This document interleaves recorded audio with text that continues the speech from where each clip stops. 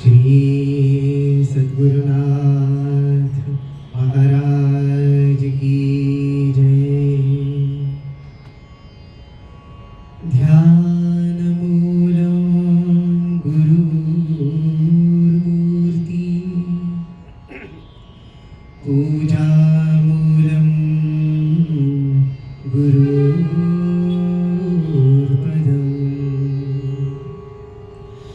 मंत्रमूलं गुरुर्वाक्यं,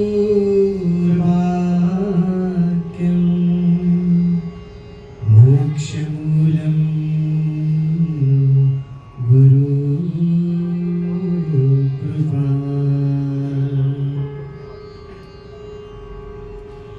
नमः पुण्यजने देवी, नमः सागर नमोस्तु पापनिर्मोचे,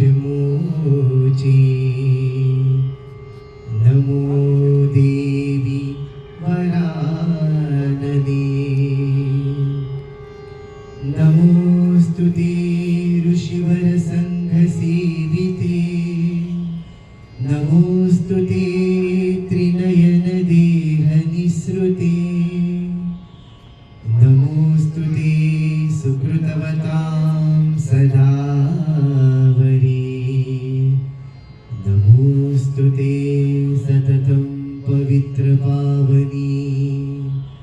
ह्रीं श्रीं नर्मदायै नमः, ह्रीं श्रीं नर्मदायै नमः, ह्रीं श्रीं नर्मदायै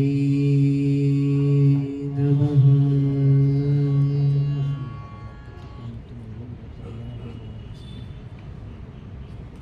माननीय अध्यक्ष श्री जगन्नाथजी पाटील, मोरया प्रकाशनचे श्री दिलीपजी महाजन, स्वामींच्या घरच्या स्वामींच्या अंतरंगातल्या प्रमुख सेविका माधवीताई सरपुत, समर्थ व्याख्यान माला आयोजित करणारे सर्व पदाधिकारी, या सर्वांच्या चरणी माझे शिरसाष्टांग प्रणाम।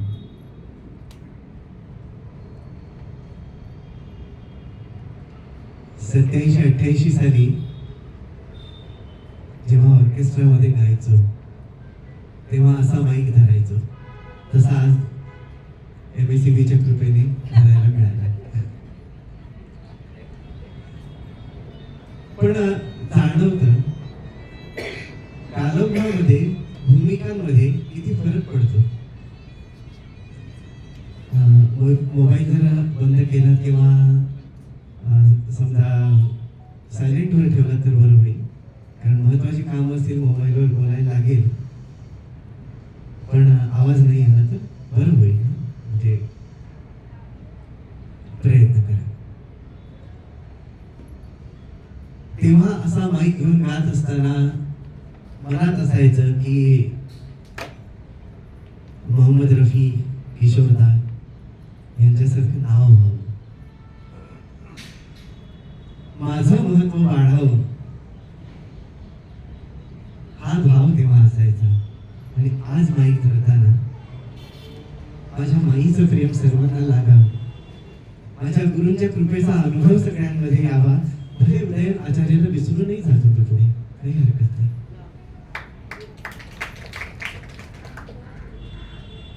ही परमेश्वराची कृपा असं मला वाटतं। माझे मी पण बुडाले आत्मबिंबी,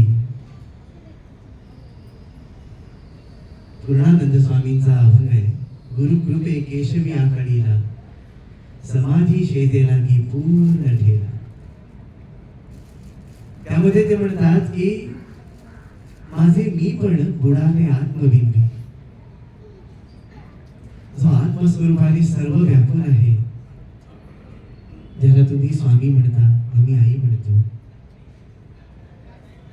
काही जण गजानन महाराज म्हणतात, त्या आत्मस्वरूपामध्ये माझं वेगळेपण सगळं नष्ट होऊन जावं, मी म्हणून उरूच नाहीये.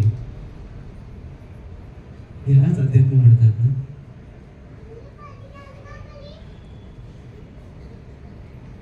आज खूप आनंद होतोय. माझ्या पुस्तकाच्या प्रकाशाच्या 7व्या आवृत्तीचं प्रकाशन होतं, याचा आनंद अजिबात नाही खरं सांगायचं. मूकं करोति वाचालम या श्लोकाचा प्रत्यक्ष अनुभव घेतोय म्हणून आनंद होतोय. माझं शिक्षण जोशी हायस्कूल मध्ये झालं. जगन्नाथजींचं पण मला वाटतं तिकडेच झालं. माझी आई त्या शाळेत शिकलेली आहे. त्यामुळे तुम्ही रेकॉर्ड जर शोधून बघितलात तर मला मराठीत किती मार्क होते हे तिकडे सहज तुम्हाला सापडेल. निबंध लिहिताना सुद्धा 10 पैकी 1 किंवा 1.5 एवढेच मार्क मला मिळत असत. म्हणजे लेखन शैली माझ्याकडे अजिबात नव्हती. पण त्या नर्मदा जलाचा काय प्रभाव आहे की त्या प्रभावाने अशा या मूर्खाला सुद्धा लेखक बनवलं हो. काय माझी माई श्रेष्ठ आहे बघा. नर्मदा, नर्म म्हणजे आनंद देणारी ती नर्मदा. नराचा मद हरण करणारी ती नर्मदा. तिला फक्त आई किंवा मैया एवढं गरिबांनी हातभार झाला की ती सगळ्या जगाच्या खजिन्याची दारं उघडी करून देते. वेच तुला किती बचायचंय.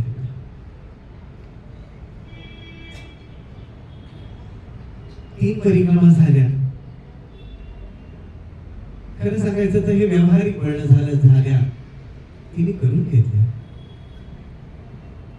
कारण याच्यातलं एकही पाऊल माझ्या शक्तीने मी टाकलं नाही याचा प्रति क्षणी तिने अनुभव दिला. 3 परिक्रमा झाल्यानंतर पुन्हा परिक्रमेला जायचं माझ्या डोक्यात खरं तर नव्हतं.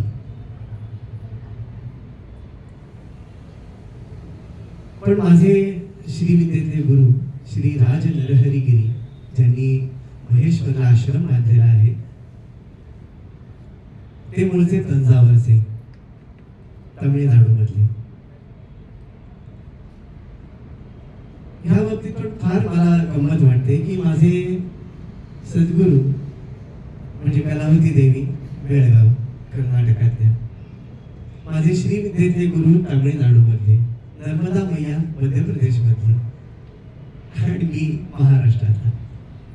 या सर्वांची सांगड जी घालू शकते ती विश्वशक्तीच असू शकते ना. नाहीतर मी कुठे गेलो असतो शोधायला. तामिळनाडू मध्ये तमिळ भाषा सुद्धा येत नाही आणि तिकडच्या लोकांना हिंदी आली तरी ते बोलत नाही. त्याच्यामुळे असा सद्गुरू मला मिळेल अशी सुतराम सुद्धा शक्यता नव्हती. त्या भागातला श्रीविद्या उपासक गुरु मला मिळेल अशी सुतराम शक्यता नव्हती. पण माईने आपल्या लीलेने माझ्या गुरुंची मला भेट घडवून दिली.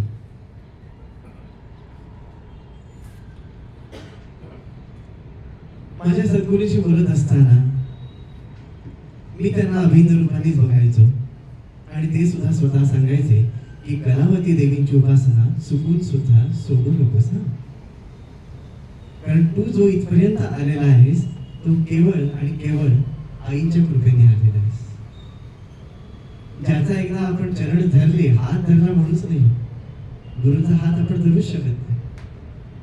ते प्रेमाने आपला हात धरतात, तो अधिकार त्यांचा असतो. ज्या चरणांना शरण जाऊन तू मोक्ष विद्येपर्यंत आलास ते चरण आयुष्यभर सोडू नकोस म्हणाले. आणि मी भजन म्हणत असताना स्वामीजी गुपचूप पाय न वाजवता पाठी येऊन बसायचे आणि घळघळा रडायचे. म्हणाले की आत्मज्ञान म्हणजे वेदांत विषय हा अत्यंत कठीण आहे. म्हणजे मी देह नसून आत्मा आहे हे सांगणं आणि हे पटवून देणं फार कठीण असतं. जेव्हा आपण बोलत असतो किंवा समजून सांगायचं असेल हा विषय फार कठीण आहे. पण तुमच्या गुरुमाऊलींनी कलावती देवींनी हा वेदांत विषय किती सोप्या पद्धतीने भजनामध्ये बोलाय. म्हणाले की ते एक एक मोत्यासारख्या स्वरांचं आणि मोत्यासारख्या शब्दांचं श्रवण करता करता भाव जागृती आपोआप होते. अशा गुरूंना कधीही सोडू नका असं त्यांनी मला सांगितलं आणि त्यामुळे माझा त्यांच्यावर विश्वास बसला. नाहीतर अहो ते तिकडे काही नाही, आमच्याकडे या असं सांगणारे खूप असतात आणि त्यांच्याकडे जाऊही नाही. एका अभंगात म्हटलंय, कोणी उपदेश घ्या घ्या म्हणती, आपण महात्मा झालो म्हणती, त्या गुरु न करा. तो गुरु नव्हेच, जो स्वतःच्या जाहिरात करतो तो गुरु नव्हेच. तर स्वामीजींच्या ह्या आज्ञेमुळे माझ्या साधनेत काही फरक पडला नाही, म्हणजे साधना प्रकारामध्ये काही फरक पडला नाही. पण परमपूज्य आईंनी जेव्हा 77-78 साली देह ठेवला तेव्हा मी 7-1 वर्षाचा होतो. गुरु म्हणजे काय, त्याचं महत्व काय मला काही कळत नव्हतं तेव्हा. पण जेव्हा कळायला लागलं तेव्हा मात्र सगुण गुरुची फार आवश्यकता आहे हे जाणवायला लागलं. आणि मी वारंवार आईजवळ रडत असे की आई, एकतर तुम्ही देह धारण करून पुन्हा या, नाहीतर अशा एखाद्या आत्मज्ञानी व्यक्तीची माझी गाठ घालून द्या. जर गुरुकडे मागितलं तर ते कधीही चांगली गोष्ट असेल तर पूर्वत नाही, तसं होतच नाही.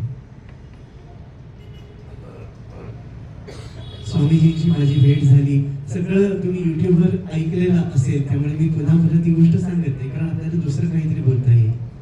आणि आज सांगायचा उद्देश थोडासा वेगळा सुद्धा आहे.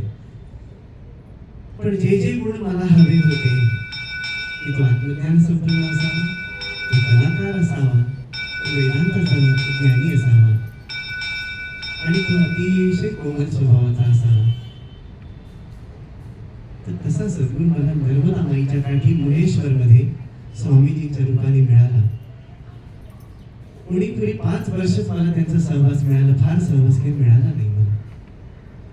पण त्या 5 वर्षामध्ये अक्षरशः कृपेचा ओघ त्यांनी वर्षाव केला.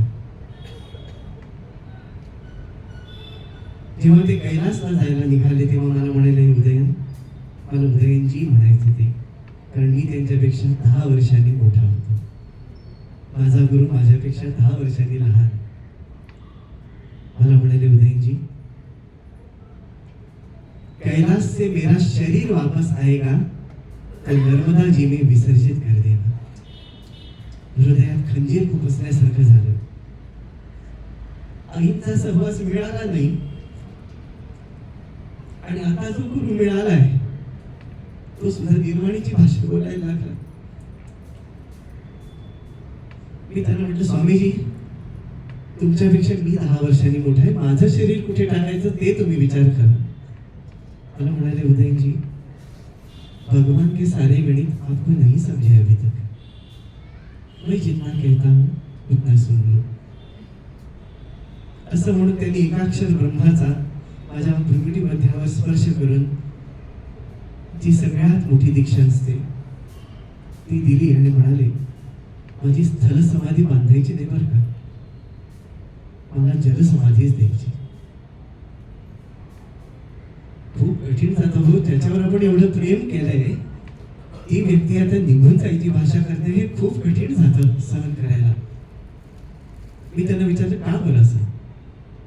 तर म्हणाले की जेव्हा थेट शिष्य असतात तोपर्यंत त्या समाधीची काळजी घेतली जाते, त्यानंतर मात्र कावळे कुत्रे त्याच्यावर घाण करतात, कोणी बघतही नाही त्या समाध्यांकडे.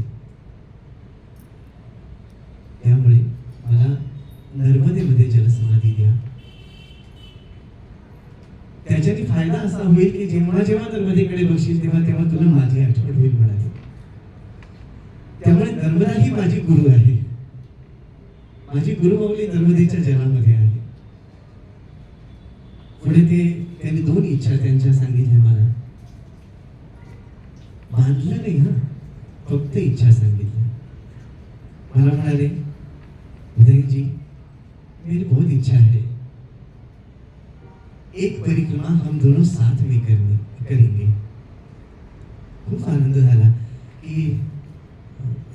जवळजवळ 6 महिने, कारण ते काही आमच्यासारखी फास्ट चालणार नाहीत, महात्मा आहेत. ते प्रत्येक गोष्टीचा आनंद घेत, मैयाचा आनंद घेत चालणार आहेत. त्याच्यामुळे किमान 6 महिने तरी आपल्याला परिक्रमेला लागतील आणि 6 महिने 24 तास गुरूंचा सहवास मिळणार आहे. ह्या विचारानेच मी अतिशय खुश झालेलो होतो. पण नियतीला काही वेगळंच नव्हतं. 2019 साली अश्विन कृष्ण पंचमीला आर्द्रा नक्षत्रावर, म्हणजे त्यांच्या गुरूंच्या समाधीच्या दिवशी, ईश्वरानंद गिरींच्या समाधीच्या दिवशी, शिवलिंगाला ओवाळता ओवाळता स्वामीजी नर्मदामय झाले. आम्हाला कळलंही नाही. त्यानंतर वाद निर्माण झाला होता की त्यांची आता समाधी कशी बांधायची, स्थल समाधी, कारण खूप श्रीमंत करोडपती शिष्य त्यांचे असल्यामुळे आपण एक स्वामीजींचं भव्य मंदिर बांधू, अमकं तमकं सुरू झालेलं होतं. आणि मी होतो डोंबिवलीमध्ये. मला फोन आल्यानंतर मी निघालो. पहाटे 5 वाजता पोहोचलो तेव्हा 2 गट पडलेले होते. एक जण स्थल समाधी म्हणत होता, दुसरा माझी वाट बघूया, कारण सगळ्यांना कल्पना होती की सगळ्यात मोठी दीक्षा आणि सगळ्यात शेवटची दीक्षा ही उदयनला मिळालेली. त्यामुळे उदयनजींना काही सांगितलं असेल तर आपण बघूया आणि त्यानंतर निर्णय घेऊया, यासाठी थांबले होते. आणि तिकडे गेल्यानंतर मला विचारलं, फार मोठे एक श्रेष्ठ तपस्वी आशुतोष भारती स्वामीजी आहेत, मार्कंडेय संन्यास आश्रमाचे. त्यांनी विचारलं की तुम्हाला काही सांगितलं होतं का स्वामीजींनी? तेव्हा मला लक्षात आलं की आपण गुरु जेवढं सांगतात तेवढं ऐकत राहावं. स्वामीजी म्हणाले होते, मी आता जेवढं सांगतोय तेवढं ऐक, ते उपयोगी पडणार आहे. त्यांनी सांगितलं की स्वामीजींची अशी इच्छा होती की त्यांना जलसमाधी द्यावी, स्थल समाधी देऊ नये. त्याप्रमाणे स्वामीजींना जलसमाधी दिली. गुरु हा देह नाही, ती शक्ती आहे, ती सतत आपल्या बरोबर असते. हे तत्वज्ञान खूप छान आहे आणि खरं आहे, 100% खरं आहे, त्यात संशय नाही. पण ज्या सगुण मूर्तीवर आपण प्रेम केलंय, 1.5 दिवसाचं गणपती विसर्जन करताना रडू येतं. आणि 5 वर्ष ज्यांनी आईसारखी माया केली आपल्यावर, त्या गुरुला पाण्यात सोडताना फार त्रास झाला. मनात आलं की स्वामीजींबरोबर आपण का नाही जाते. तेव्हा कानात शब्द आले, आपल्या मनातच सगळं असतं की एक परिक्रमा तो बाकी आहे आपली. आता गुरु देहात नाही आणि ते म्हणाले होते की आपण बरोबर परिक्रमा करायची. हा विचार सारखा मनाला त्रास द्यायला लागला. खूप रडायचं घरी, का बोलला तर समोर, तर माझ्याबरोबर यायचं नव्हतं.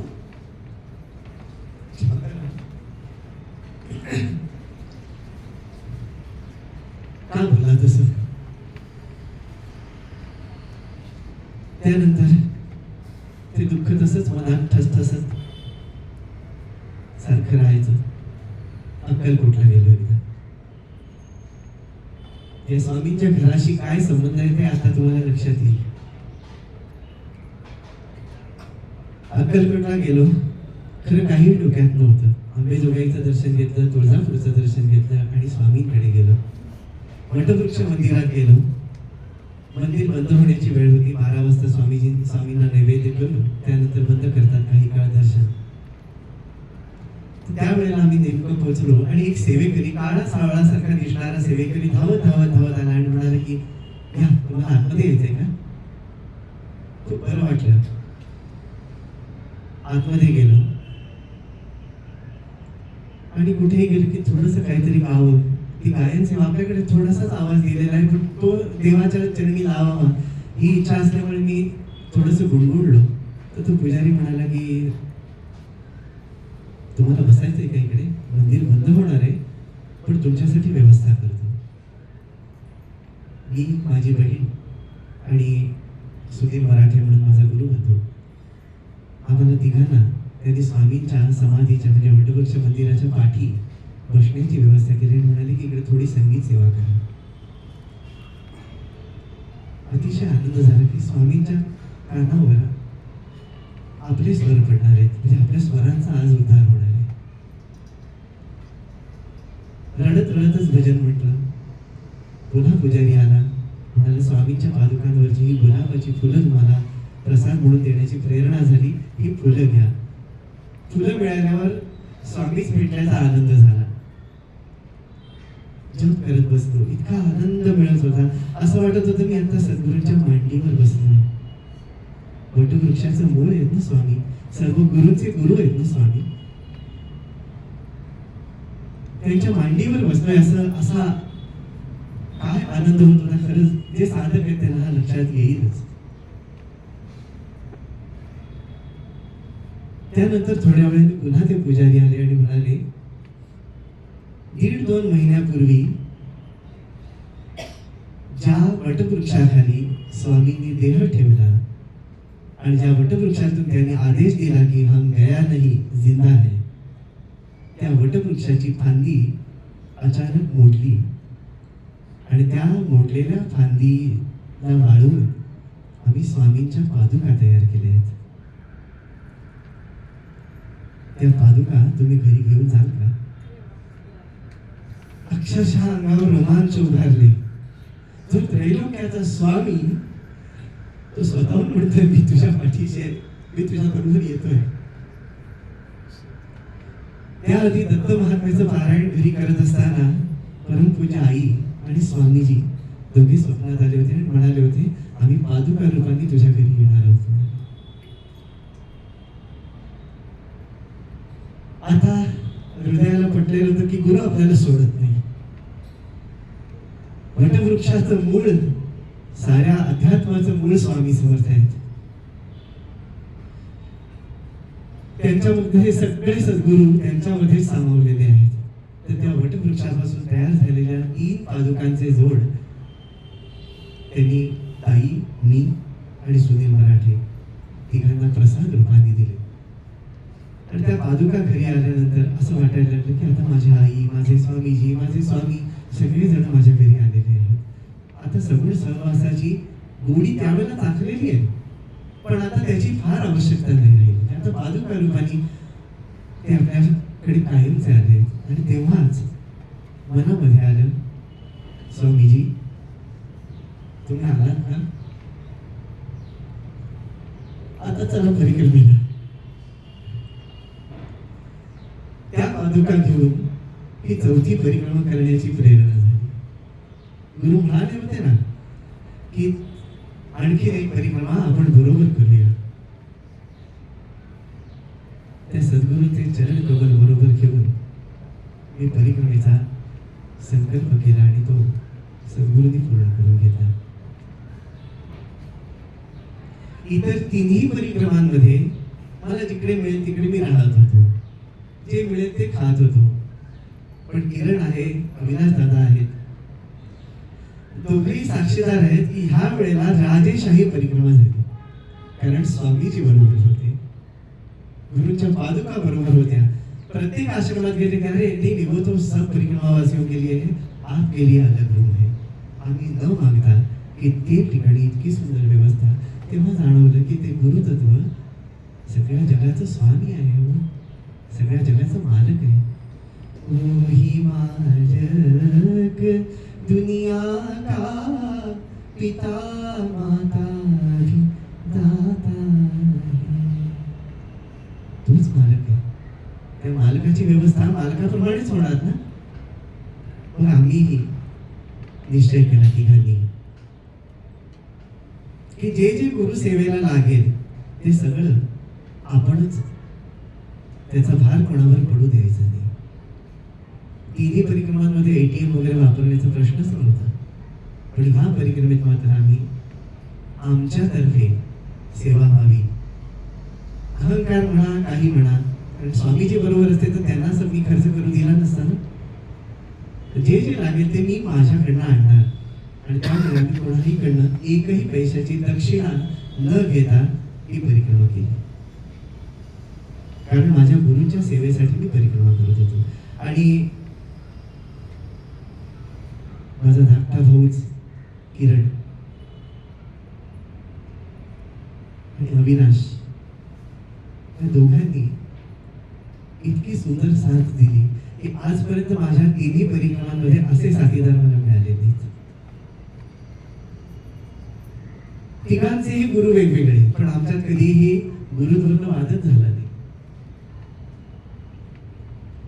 किरण रामदास स्वामींना मानतो, अविनाश दादाजी धुनीवालेंना मानतो. पण त्या पादुकांकडे बघितल्यावर आम्ही तिघही गुरुमयच व्हायचो, कारण गुरु देणं नाही ना.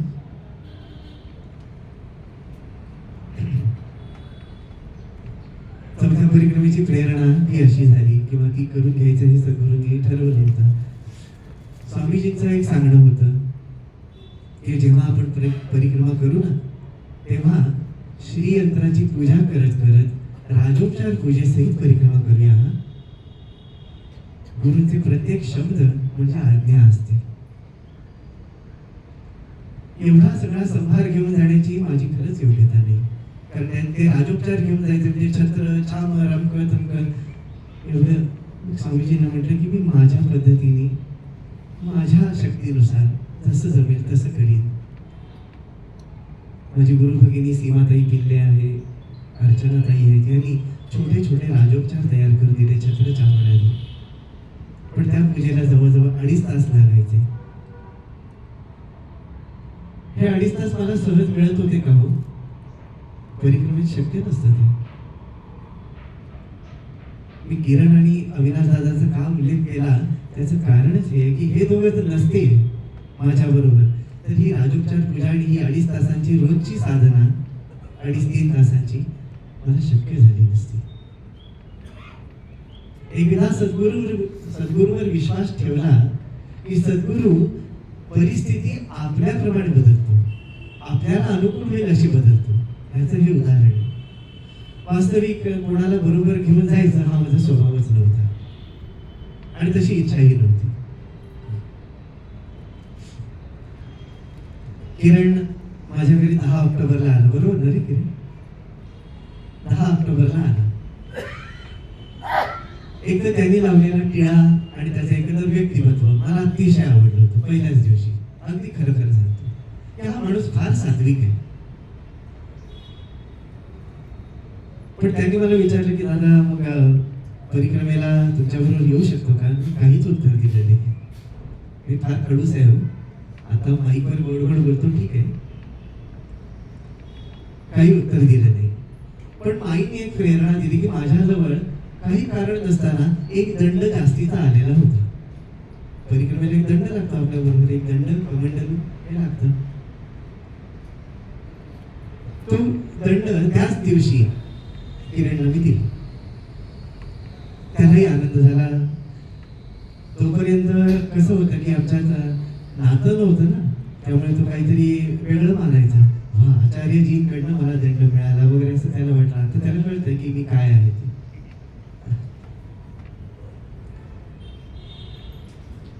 आणि त्याच्यानंतर त्यांनी खूप मेसेज केले. पहिल्यांदा मी त्याला सांगितलं होतं मी 2 डिसेंबरला निघणार आहे परिक्रमेला, आणि त्याला जरा घाई होती लवकर निघायची, त्याच्यामुळे तो आधी निघणार होता. त्यामुळे आम्ही बरोबर चालणार नाही हे जवळजवळ नक्की झालेलं होतं. पण ओंकार सलून आहे ना इकडे, तर त्या सलून मध्ये तो केस कापायला गेलेला असताना त्या ओंकार सलूनचे जे सचिन दादा आहेत काशीद, ते म्हणाले की अहो उदयनदादा पण परिक्रमाला निघतायत, 18 तारखेला निघतायत, 18 नोव्हेंबरला. तेव्हा तो म्हणाले की नाही नाही ते 2 डिसेंबरला निघणार. नाही नाही म्हणे अहो कालच येऊन गेले, ते म्हणाले 18 नोव्हेंबरला निघणार आहे. त्यांनी मला मेसेज केला, दादा मी येऊ शकतो का तुमच्याबरोबर? पण म्हटलं ना की माईकवर बोलणारा गोड जरी असलो तरी आतून तसा नाही आहे मी, त्याच्यामुळे मी काहीच उत्तर दिलं नाही. पण मला ना यावेळेला लवाजमा नको होता. होता होता 18 नोव्हेंबरला विजयदुर्गा साधना कुटीची जागा जी आता लचवड्याला मिळालेली आहे त्या जागेचं भूमिपूजन केलं आणि तिकडनंच परिक्रमा उचलली. किरणनी पुन्हा प्रयत्न करून बघितला की काहीतरी उत्तर मिळेल. मग शेवटी त्याला म्हटलं ओंकारेश्वरला आपली भेट झाली तर आपण बरोबर चालायला सुरुवात करू. झाली तर आज पोहोचू उद्या पोहोचू अशा ह्याच्यामध्ये, कारण का ह्या वेळेला असं ठरवलं होतं की जिकडे थांबवतील, जिकडे एखादा महात्मा भेटेल, इकडे एखादं संतांचं ठिकाण असेल, ते न सोडता तिकडे सत्संवास घेत घेतच पुढे जायचं. नाहीतर जनरली 5-6 दिवसात पोहोचतात. लचोरा ते ओंकारेश्वर साधारण 160 ते 200 किलोमीटर अंतर आहे, तर तेवढ्या वेळात पोहोचतात. पण आम्हाला 8 दिवस लागले, कारण मध्ये कुठेही संतांचं ठिकाण दिसलं की आम्ही थांबायचो. 26 नोव्हेंबरला 25 ला काहीतरी, केव्हा रे मला तारीख नाही आठवत, 26 25 ला संध्याकाळच्या वेळेला आम्ही ओंकारेश्वरला पोहोचलो. आणि तेव्हा त्याच्या आधी किरणनी तिकडच्या संतांच्या साधूंच्या प्रेमाचा जो अनुभव घेतला. अनिलदासजी महाराज म्हणून आहेत की ज्यांचे शिष्य आपल्याशी जोडले गेलेले आहेत, एक प्रेमाचं नातं आमच्यात निर्माण झालेलं आहे. त्यांनी किरणला 3 दिवस त्यांच्याकडे राहायला लावलं. म्हणाले उदयजी जब आएंगे तभी तुमको छोडेंगे.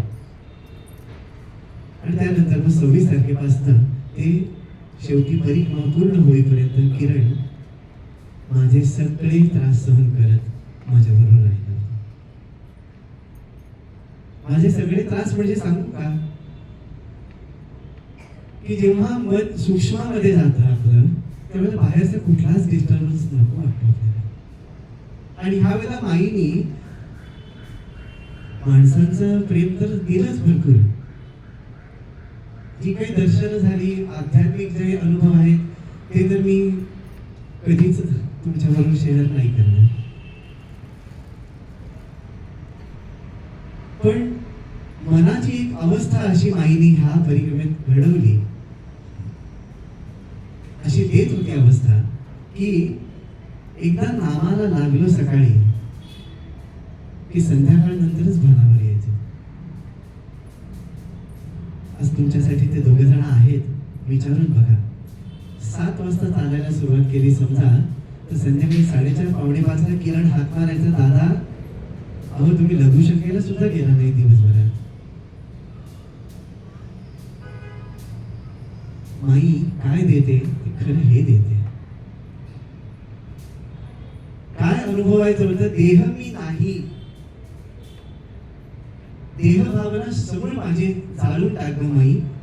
आजपर्यंत 84 लक्ष योनी या देहाच्या ध्यासामुळेच मी पुन्हा पुन्हा पुन्हा पुन्हा फिरतोय ग माई. त्याच्यातून सुटायसाठी आलोय. माझ्या गुरुंनी दिलेलं नामच आहे माझ्याकडे, ते नाम जपत मी चालणार आहे. देहातीततेचा अनुभव मात्र देणारी तूच आहेस. तू मोक्ष नाहीस म्हणून तर तुझ्या जवळ आलोय. आणि माईने खरोखर ते ऐकलं. तिच्याकडे ते मागितलं ना तर ती ते देते. आम्ही वडे आणि पाणीपुऱ्या मागत बसतो. ती म्हणते हा बरे सत्यातलं सौदा आहे, देऊ टाका, हे काय खायला पाहिजे ते देऊ टाका. तो अनुभवच नव्हे, माझं मी पण खाऊन टाकायचंय. खायचंच आहे ना, तर माझं मी पण, माझी देहबुद्धी ती खाऊन टाक माई, आणि मला देहातीत अवस्था दे. त्यावेळेला सद्गुरु पादुका बरोबर होत्या, श्री चक्र बरोबर होतं, त्याची यथासांग पूजा होत होती, आणि देहातीततेचा अनुभव सुद्धा माहीत होता.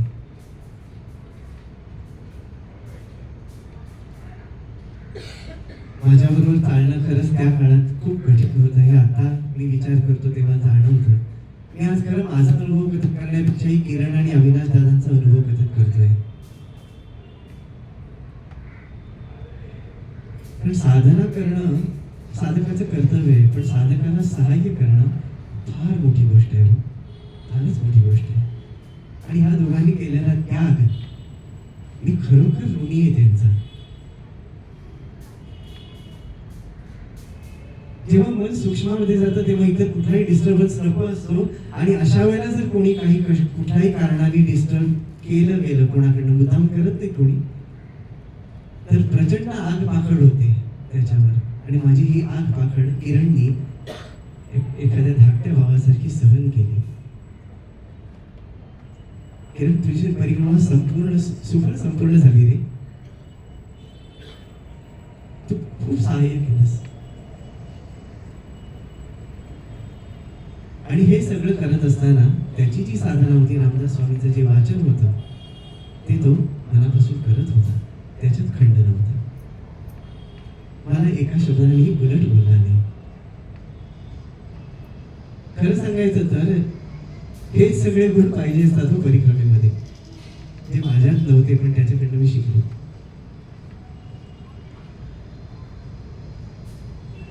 दुसरे एक साथीदार मिळालेलं मला खरोखर हे वरदान होतं.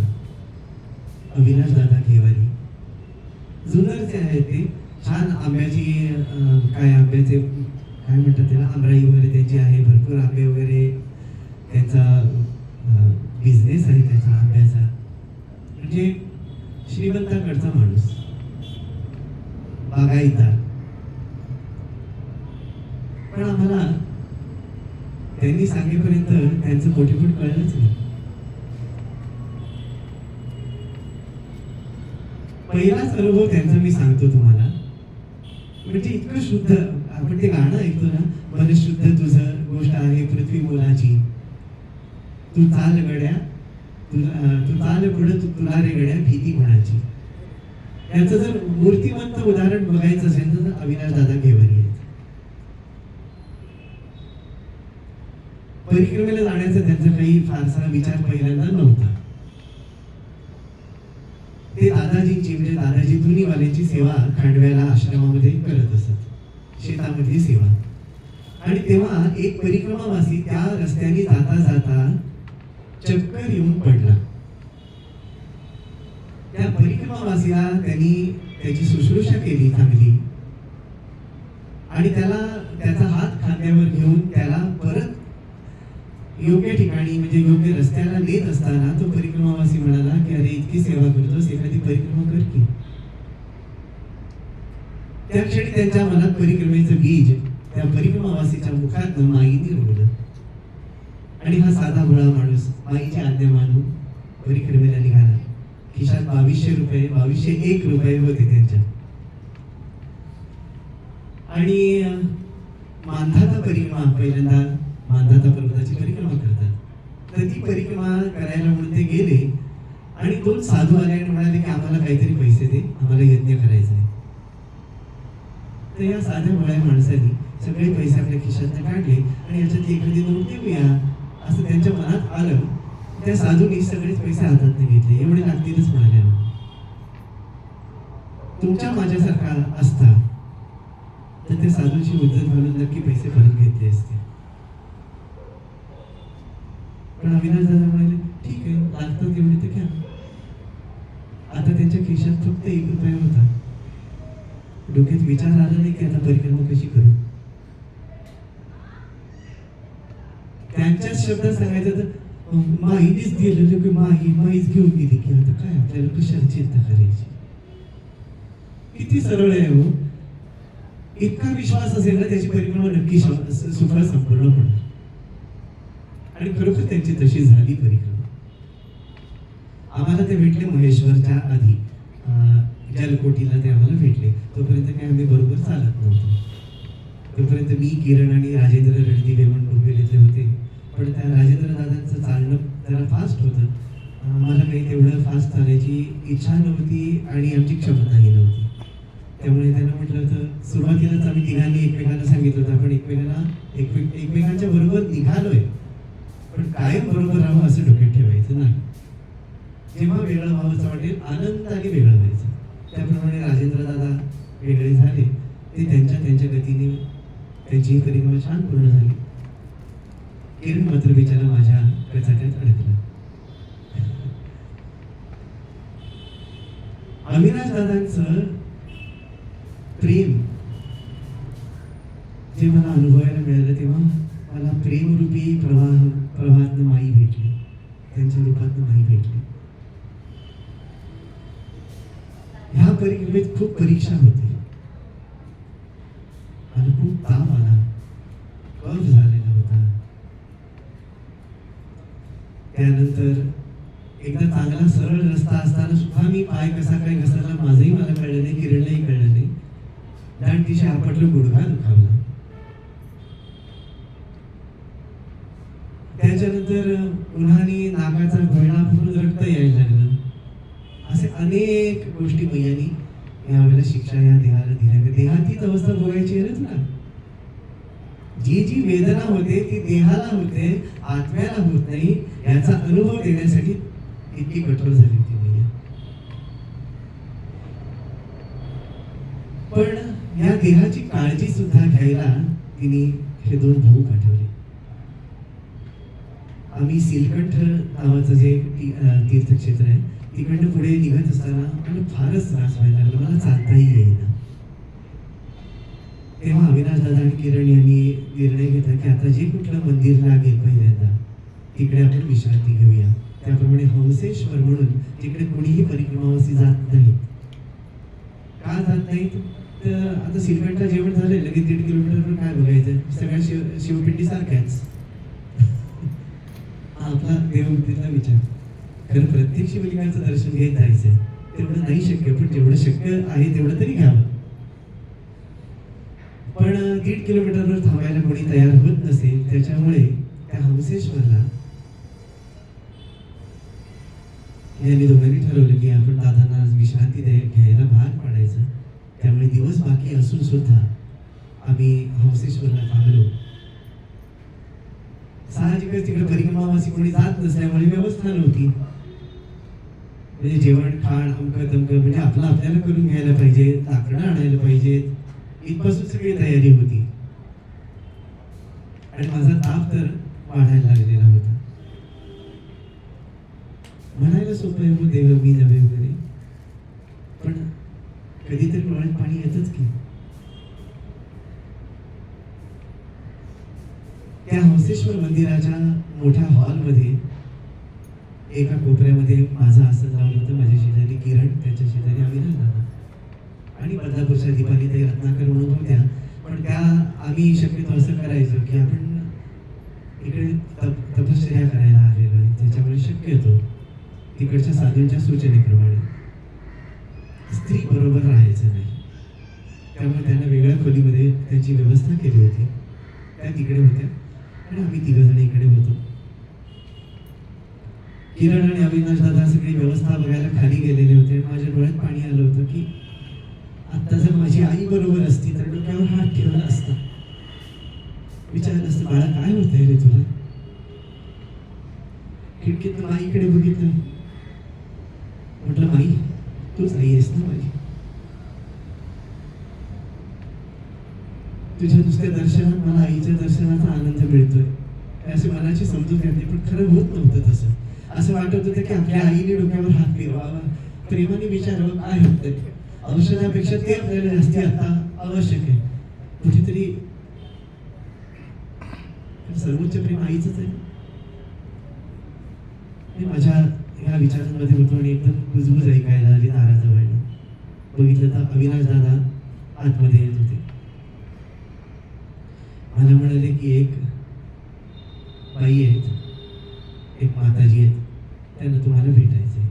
आणि मी त्यांना सांगितलं की आमचे महाराज कोणाशी हे आणि सगळ्यांनी मला महाराज केलं होतं. मी नाही महाराज तरी सुद्धा. आमचे महाराज काही कोणाला भेटत नाहीत आणि ते कोणाकडनं दक्षिणा घेत नाहीत, त्यामुळे घेत नाहीत. त्याच्यामुळे काय भेट वगैरे होणार नाही असं त्यांनी सांगितलं होतं. पण त्या बाई म्हणाल्या नाही मला काही करून भेटायचंच आहे. आणि यांनी ज्यावेळेला दार उघडलं तेव्हा 80 वर्षाची म्हणजे माझ्या आईच्याच वयाची एक म्हातारी मैया आतमध्ये आली. आत्मीयतेने माझ्याजवळ बसली. क्या हो रहा है बाबाजी आपको. इतकं प्रेमाने विचारलं की माझी आई भेटली हो मला तिकडे.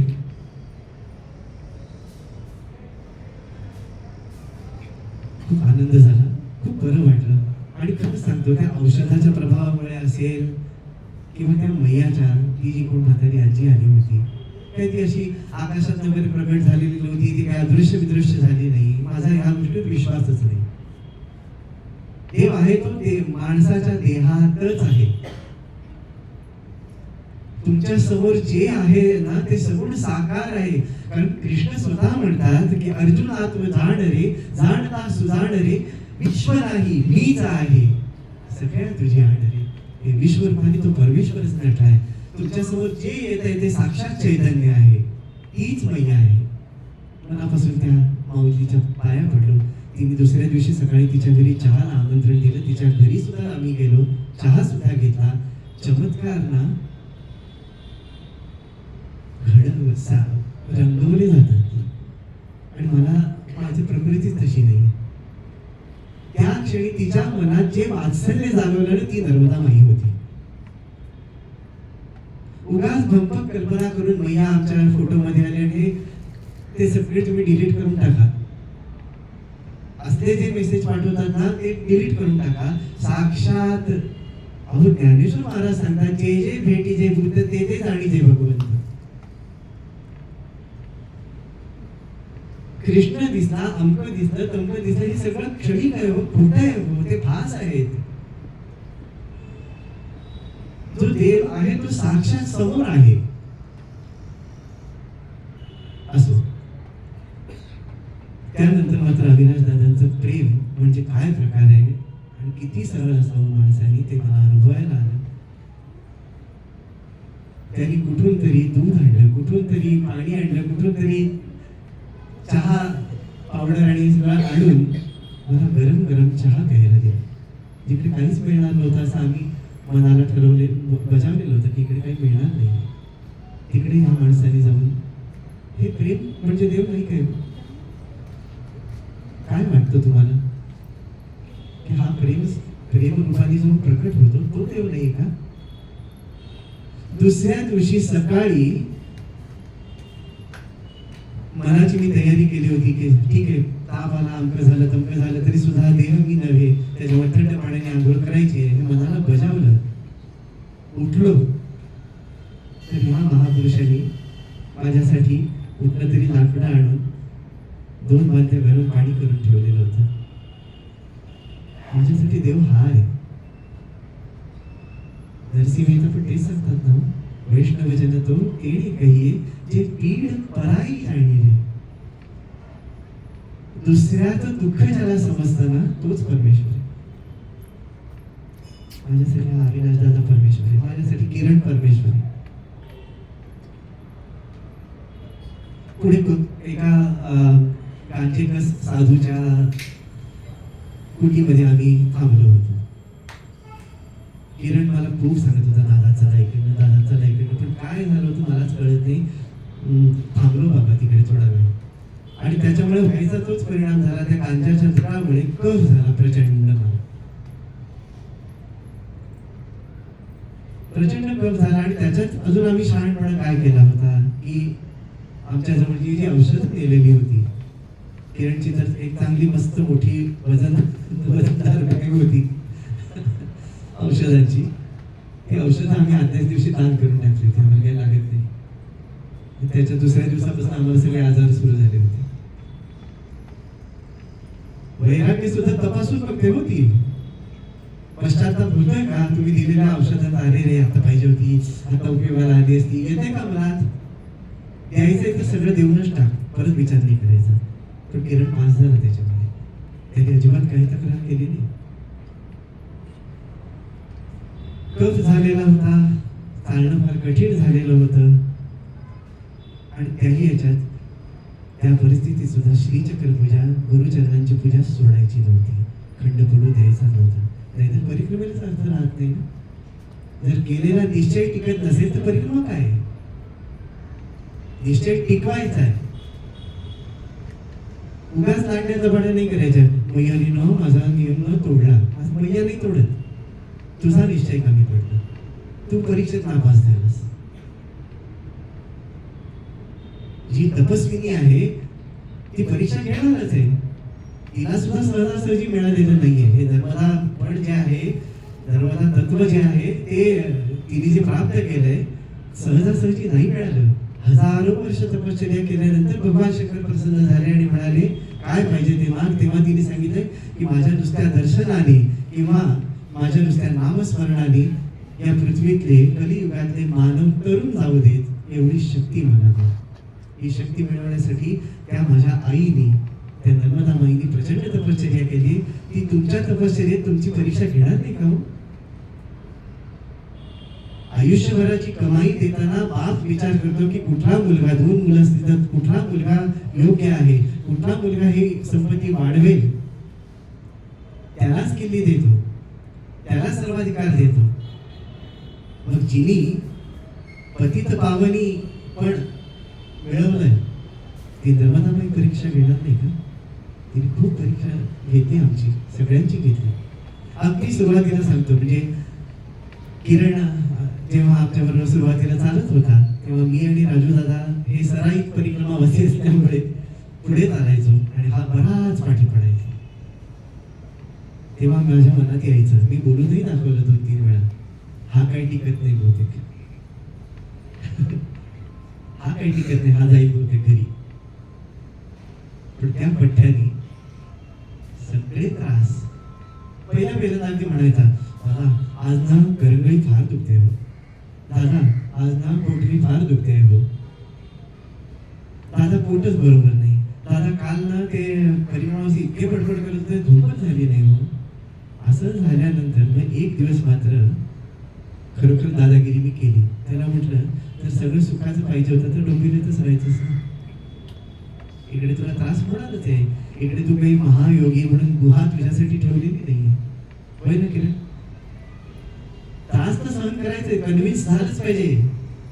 देहाला त्रास द्यायला चाललेला आहेस इकडे, कारण सुख भोगताना हाच देह वापरला आहेस ना, मग तप करताना सुद्धा ह्याच देहाला त्रास द्यायला पाहिजे. त्या पठ्ठ्याने ते मनावर घेतलं. किती त्रास होत असेल मला दिसत होतं, पण जेव्हा मी आजारी असायचो त्यावेळेला या दोघांनी माझे कपडे सुद्धा धुतले. आज आठवलं की मी खूप वेळा एकांतात रडतो की एका मंत्र्याचा मुलगा, खासदाराचा मुलगा, ज्यांनी ऐशारामात आयुष्य ज्याचं गेलेलं आहे, ज्यांनी दुःखाचा कधी फारसा अनुभव घेतला नाही, कष्टाचा फारसा अनुभव घेतला नाही, तो इतक्या सहजपणे एका अनोळखी उदयनदादा नावाच्या माणसाची सेवा करतोय. कुठल्या अपेक्षेने? फक्त प्रेम म्हणून. कुठलीच अपेक्षा नव्हती. मी गोड शब्द बोलावे त्याच्याशी, ही पण अपेक्षा त्यांनी कधी केली नाही. मला सांगा, हे नर्मदा परिक्रमेचं फलित नाहीये का? जी मीराबाई राजकन्या ती संतांच्या सहवासात जाऊन विरक्त होते, त्या मीराबाईंसारखंच मला हा वाटतो. तो सांगायचा की 10 मिनिटाच्या अंतरावर असेल तरी सुद्धा बाईक काढल्याशिवाय मी जात नाही. अशी व्यक्ती किलोमीटरच्या किलोमीटर चालते. कुठेही गेल्यानंतर असेल त्या पद्धतीत, असेल त्या ठिकाणी, असेल त्या सोयीनुसार किंवा गैरसोयीनुसार स्नान करते, लाज लज्जा टाकून. याच्यापेक्षा अजून अनुभव काय पाहिजे हो? मी देव नाही याचा अजून अनुभव तरी काय पाहिजे?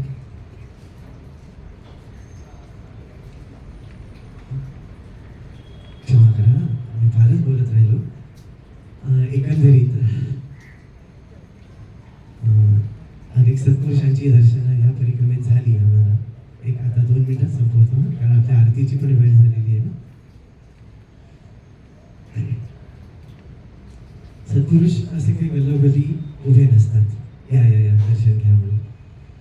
पण ओंकारेश्वर नंतर आम्ही निघाल्यानंतर 5 किलोमीटरवर नरसिंह कुंड म्हणून एक भाग आहे आणि त्या भागामध्ये सहसा कोणी थांबत नाही, कारण का तिकडे सदाव्रत मिळतं, म्हणजे शिधा मिळतो. स्वतःचं अन्न स्वतः तयार करायचं आणि जेवायचं, त्यामुळे कुणीही थांबत नाही. आपल्या महाराष्ट्रातले तर बिलकुल थांबत नाही. त्या व्यक्तीने आम्हाला सांगितलं की ते जे महाराज आहेत की इकडे सदाव्रत मिळतं. त्याने म्हटलं त्या सदाव्रत आम्ही जेवण करतो. त्याला आश्चर्य वाटलं, महाराष्ट्र ते हो, पण फिर भी सदाव्रत ते हो, कारण महाराष्ट्रात तयार भोजन पाहिजे, त्यामुळे पळायचंय, पटापट पळायचंय. तिकडे राहिलो. एकंदर आमचं वागणं, तिघांचं वागणं बघितल्यानंतर त्या महाराजांना वाटलं की नाही, हे साधक असावेत. मग त्यांनी जसं तिजोरीची चावी जबाबदार व्यक्तीकडे जाते तसं त्यांनी सांगितलं की इकडे बाबा येतो सकाळी, रोज येतोच असं पण नाही, पण तो सिद्ध पुरुष आहे. जर उद्या तुम्हाला घाई नसेल तर दर्शन होऊ शकेल. मी किरणकडे बघितलं, तो म्हणाला, दादा थांबूया. त्या दिवशी मी फक्त 5 किलोमीटर चाललेलो होतो. थांबूया म्हणाला. दुसऱ्या दिवशी आम्ही पूजा जप सगळं पहाटे सगळं उरकून घेतलं आणि ते महाराज यावेत अशी मनापासून फार इच्छा होती. नाश्त्याचं पण तयार होतं आणि साधारण 7:30 पावणे 8च्या सुमाराला डोक्याला एक मुंडासं गुंडाळलेलं मळलेले कपडे अशी एक व्यक्ती आश्रमामध्ये आली. त्या व्यक्तीच्या डोळ्यात इतकी स्थिरता होती की काय विचारता. असे स्थिर डोळे मी आजपर्यंत पाहिले नाहीत. मी बघतच राहिलो त्यांच्याकडे. त्यांनीच विचारलं क्या दिख रहा है. तेव्हा म्हटलं आपको देख के बहुत आनंद आता है. अच्छा क्यों आया है यहाँ पे. म्हटलं माझ्या आईची तब्येत ठीक नसते. आम्हाला प्रपंचच आठवतो हो सिद्धपुरुष बघितल्यावर. माझ्या आईची तब्येत ठीक नसते, ती व्यवस्थित व्हावी म्हणून मी परिक्रमा करतो. ते म्हणाले तू जेवल्यावर तुझ्या आईचं पोट भरेल का. नाही, तिला घेऊन ये, तिच्याकडनं परिक्रमा होऊ दे, मग ते तिची तब्येत ती. तू तुझा उद्धार या परिक्रमेत करून घे. हे जे गुप्त वाक्य होतं ते मात्र साधकालाच ऐकू येतं. त्यांच्या सांगण्याचा उद्देश हा होता की तू तुझा उद्धार करून घे, दुसऱ्याच्या भानगडीत पडू नकोस. त्या महात्म्याचं एक वैशिष्ट्य छोटस सांगतो की अजात शत्रू महात्मा होता तो. त्याच्याबरोबर शेकडो पक्षी त्याच्याबरोबर आलेले होते. शेकडो पक्षी अक्षरशः अंगा खांद्यावर त्याच्या खेळणारे. आणि आम्हाला आश्चर्य वाटत होतं की आमचीही भीती त्या पक्ष्यांना वाटत नव्हती. महात्म्याचं लक्षण हे आहे की सगळ्या जीवांचं भय निघून जातं. त्याबरोबर ते सगळे पक्षी आमच्या आजूबाजूला अगदी छान पायाजवळ येऊन सुद्धा ते दाणे वेचत होते. तेव्हा तो बाबा म्हणाला की ये सब मेरी छोरी आहे, मेरे साथ आती है. पक्षाला सुद्धा विश्वास वाटतो असाच महात्मा होता तो. आणि राहण्याचं ठिकाण म्हणजे काय, 2 झाडांच्या मध्ये एक नायलॉनची पातळ अशी साडी लावलेली होती. त्याच्या खाली तो राहायचा. उन्हाळा असो, हिवाळा असो, पावसाळा असो, त्याच्याच खाली असायचा. कितीही पाऊस बदबदा कोसळला तरी तो त्याच्या खाली जात नसे. दिवसात एकदाच खाली येणार, जे काय मिळेल तेवढं भक्षण करणार. त्याच्यानंतर तो कोणाच्याही दृष्टीस पडत नसे. तो आपल्या स्थानावर जात असे. अशा अनेक महात्मे, अनेक संत त्याची दर्शनं ह्या वेळेला झाली. मला वाटतं हे 2 पुण्यवान जीव होते माझ्याबरोबर. त्यांच्या पुण्याईने मला दर्शनं घडली. कारण यांना मूर्तीपूजेपेक्षा त्यांनी खरी नर्मदा ओळखली होती. दोघांच्याही कुपी माझ्याकडे द्यायचे. म्हणाले दादा तुम्ही पूजा करा, आम्ही आमची सेवा करायला जातो. आणि हा खासदाराचा मुलगा, मंत्र्याचा मुलगा आश्रमाचे संडास बाथरूम स्वच्छ करायचा. माझ्या दृष्टीने हीच नर्मदा परिक्रमा सफल झाली, त्यांची सुद्धा आणि माझी सुद्धा. आता आरती सुरू झालेली आहे. आता खूप बोलायची इच्छा आहे, खूप सांगायची इच्छा आहे, पण आपण हे अनुभव कीर्तन आता इकडेच पूर्ण करूया. आणि विजयदुर्गा साधना कुटी होते, त्या साधना कुटीत आपण सगळ्यांनी यावं, साधना करावी. नचोऱ्याला ती साधना कुटी होणार आहे. आणि फार कठीण गोष्ट आहे की आवाहन करणं मला कधी जमलं नाही, मागणं कधी जमलं नाही. त्यामुळे जर वाटलं, मनाला पटलं तर स्वामीजींच्या कार्यासाठी तुम्हाला जे काय करता येईल ते करा. श्री सद्गुरुनाथ महाराज की जय. नर्मदे हर, नर्मदे हर, नर्मदे हर. आता स्वामींची आरती हीच नर्मदा मैयाची आरती. नाही तर आपण दरवेळेला घेतो, पण स्वामींची आरती हीच नर्मदा मैयाची आरती. स्वामी आणि नर्मदा अभिन्न आहे. त्यामुळे त्या आरतीला आपण जाऊया. कार्यक्रम पूर्ण झाला असं मी इकडे जाहीर